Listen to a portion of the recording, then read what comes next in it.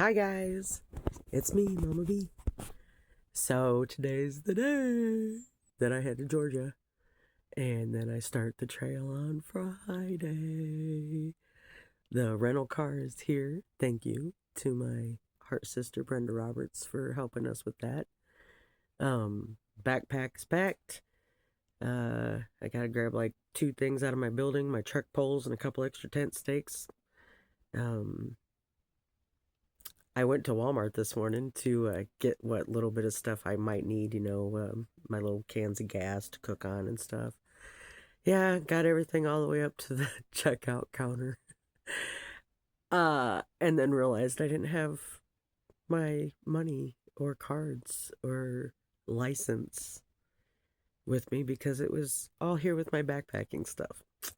Yeah, so that's how today's going so far. I mean, the rental car is great. They didn't have it there when they said they would, so they actually like discounted it and gave us a really nice upgrade on the vehicle. So we're driving a nice car down there. Um, it's got plenty of room, plenty of space for my backpack. We could like sleep in it if we needed to, so that's cool. Um, yeah, everything's good. Everything's good. Everything's ready to go.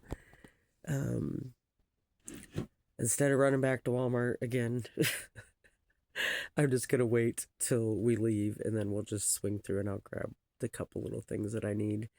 Um, but yeah, because dude, I don't know where my brain was this morning, but clearly it wasn't on taking my identification or money with me like I needed to.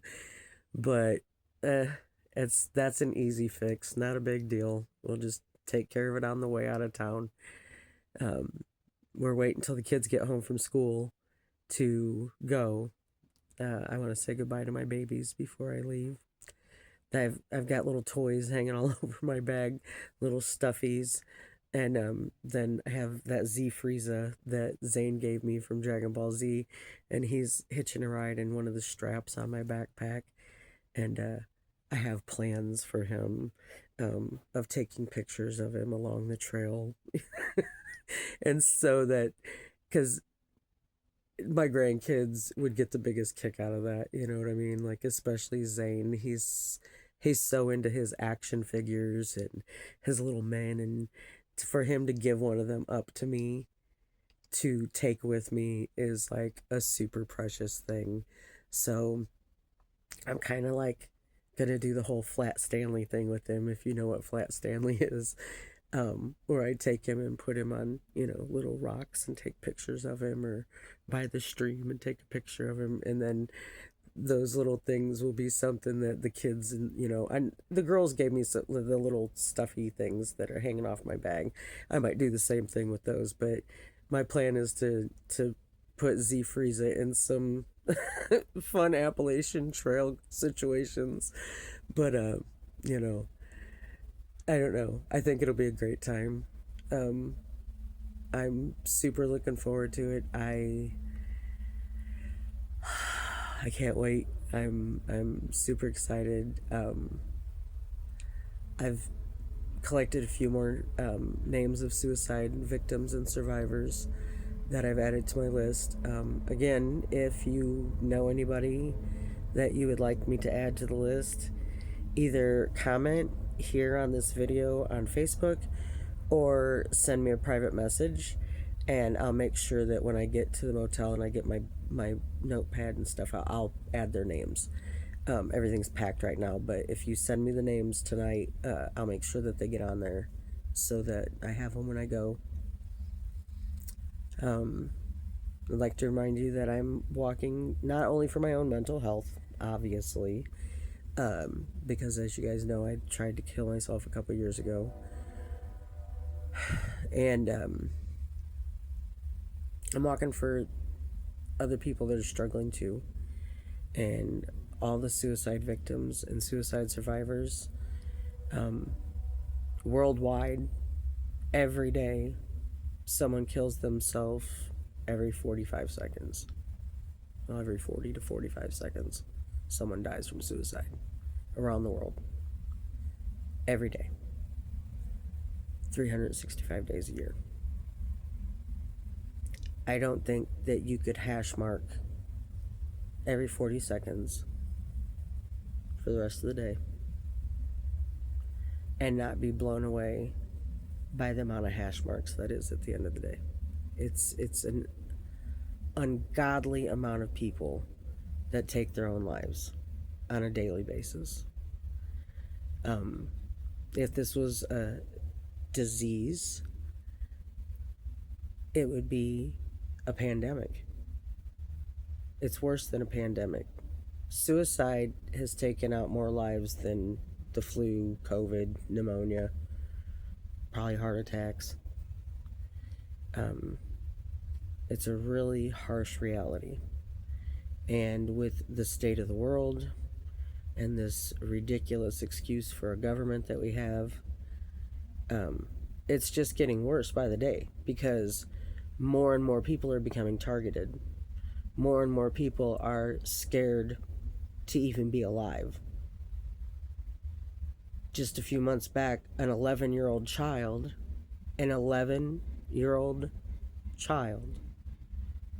took their own life because people at school were teasing them that ICE was going to come and take their family away.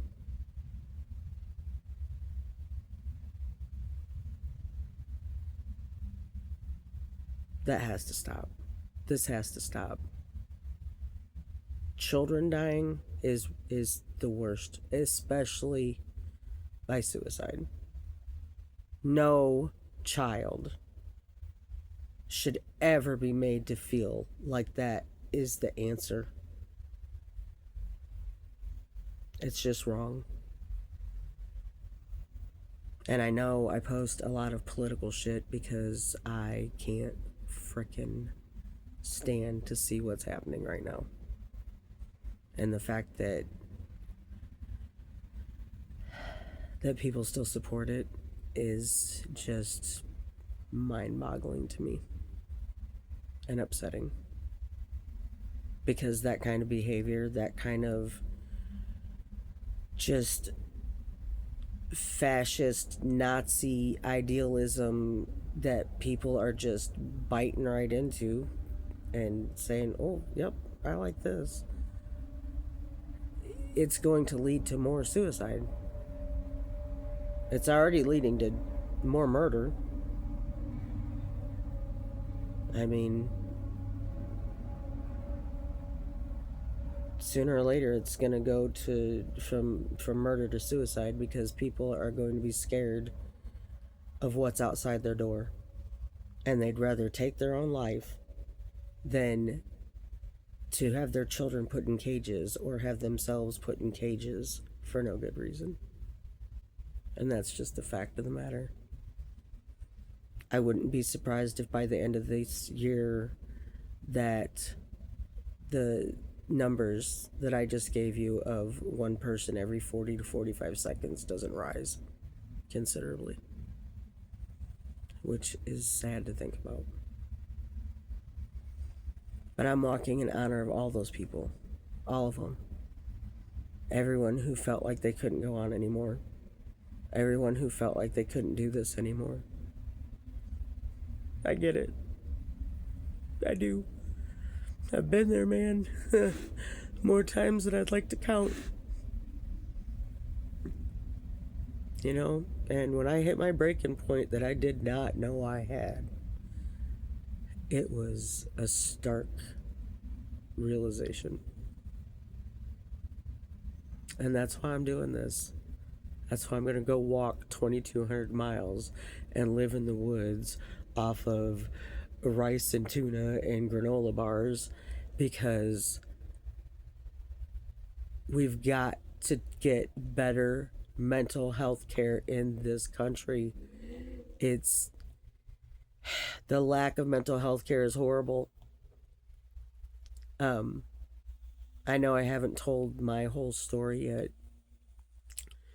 but a big part of it is the way I was treated by the so-called psychologist or psychiatrist at the hospital that I woke up at.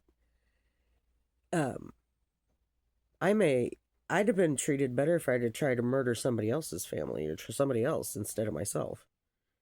They treated me like an absolute dog. She looked down her nose at me from the moment I opened my eyes, and I didn't even know what was going on. I was still out of it. I was like in this crazy rage that I couldn't control, which apparently is part of coming out of an overdose uh, of any kind. Because I didn't overdose on anything illegal. It was blood pressure medication. Um, and they treated me terribly. And even when I left there, the psychiatrist got mad basically because I told them I didn't want her in my room anymore. I did not want to see her another time. I didn't want to see her face because I'm telling you, if they hadn't had me tied to the bed, I probably would have thrown the woman out a window. I'm just saying.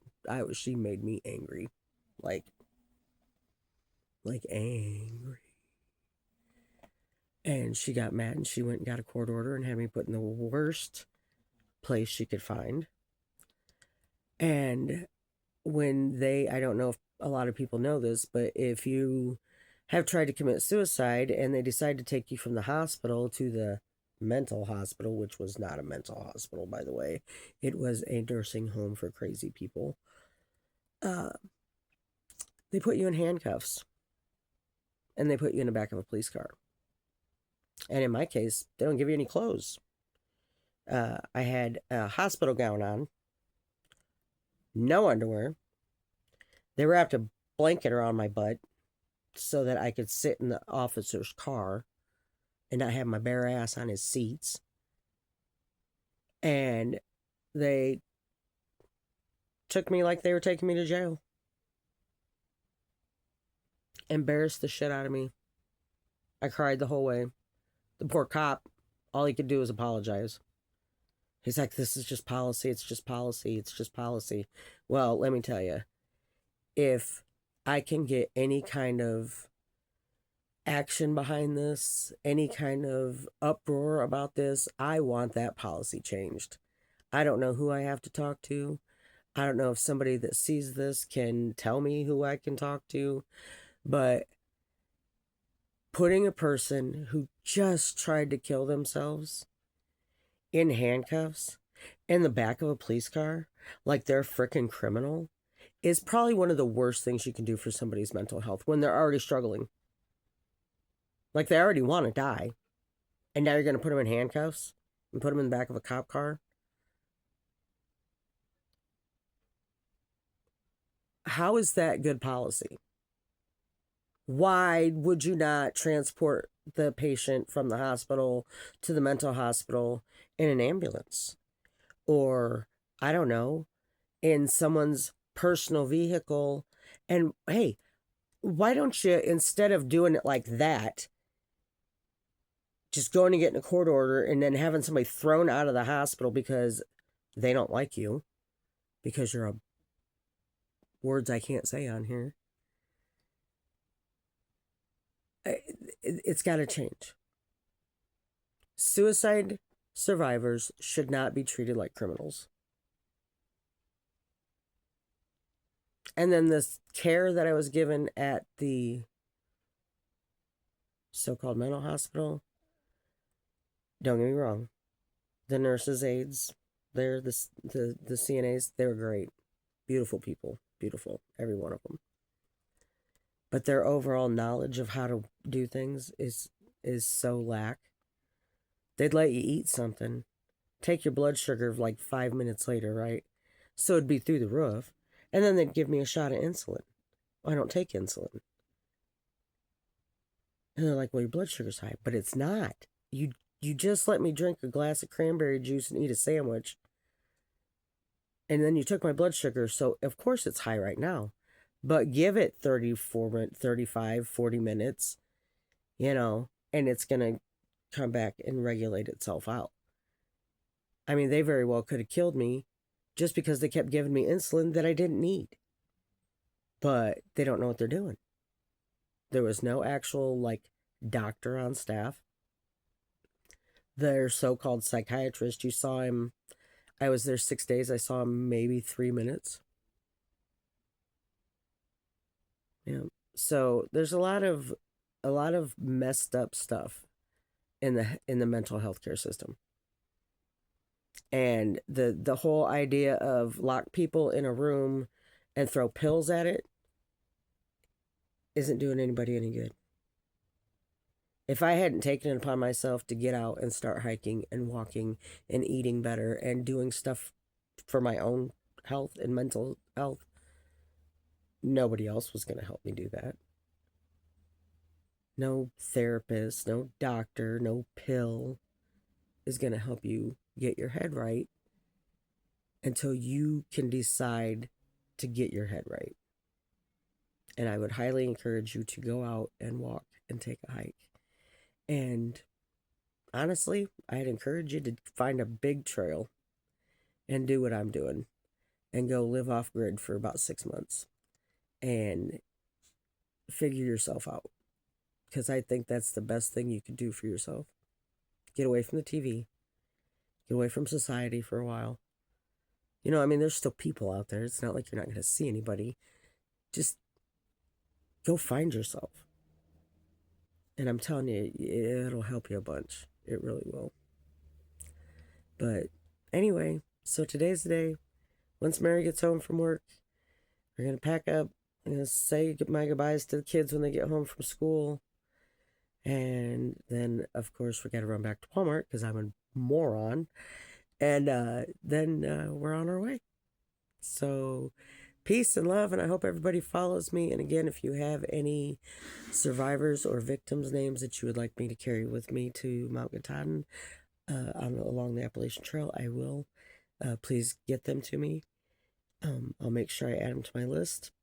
And peace and love, and I'll see you guys on the trail.